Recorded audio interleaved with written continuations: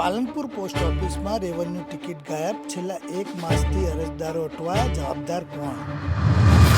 પાલનપુર જોરાવર પેલેસમાં આવેલી મુખ્ય પોસ્ટ ઓફિસમાં છેલ્લા 1 માસથી રેવન્યુ ટિકિટોની અછત જોવા મળી રહી છે, જેના કારણે અરજદારો રેવન્યુ ટિકિટ માટે પોસ્ટ ઓફિસમાં તો આવે છે, પરંતુ તેમને એવું કહેવામાં આવે છે કે ટિકિટ નથી, જેના કારણે અરજદારોને પાછા જવાનો વારો આવી રહ્યો છે। ત્યારે અરજદારો અત્યારે મુશ્કેલીમાં મુકાયેલા છે।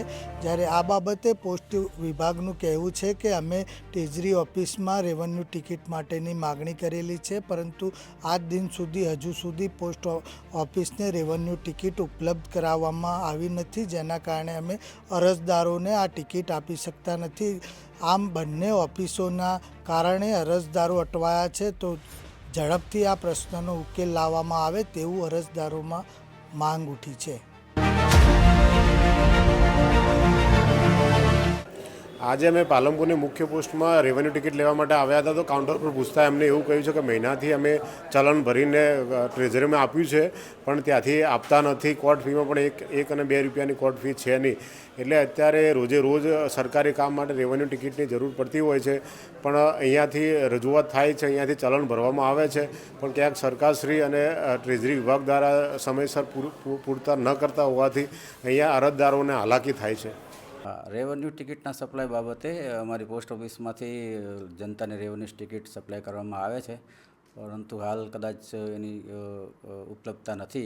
એના માટે અમે જિલ્લા તિજોરી કચેરીને ઇન્ડેન્ટ કર્યું છે અને એમનું ઇન્ડેન્ટ કરવાથી અમને સપ્લાય કરે છે। જેવો એમના તરફથી અમને સપ્લાય મળશે એટલે પુનઃ અમે જનતાને ટિકિટો આપી શકીશું અને પુનઃ રાબેતા મુજબ સપ્લાય ચાલુ થઈ જશે।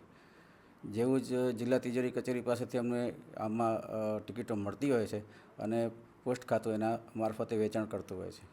ટિકિટો શેના માટે ઉપયોગમાં લેવામાં આવે છે? રેવન્યુ ટિકિટ જનરલી પેમેન્ટમાં ઉપયોગમાં લેવાતી હોય છે। 20,000 કે ઉપર આપણે રેવન્યુ ટિકિટ લગાડવાની હોય છે, એના માટે લોકો લઈ જાય છે। કોર્ટ ટિકિટ પણ નથી?